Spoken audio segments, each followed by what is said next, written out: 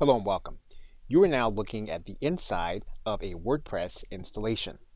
And WordPress is a website builder that operates on the basis of posts, pages for more permanent content, and then widgets for static content.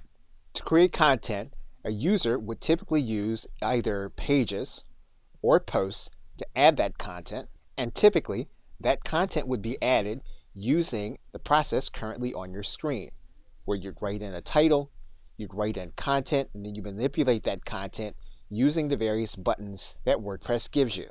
However, WordPress has now created a new editor to create and manipulate content.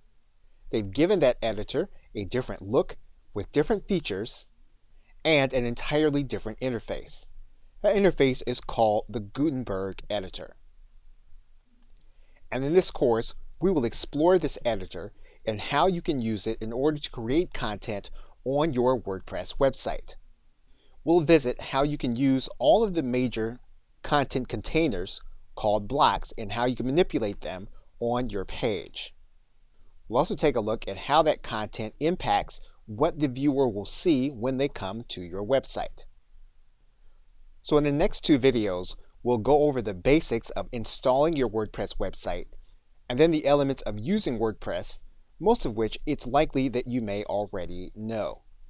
We'll focus the bulk of the course on how you can use the Gutenberg editor to manipulate content that you may want to place on your website. Okay, so with that, thanks, and I'll see you in the first video.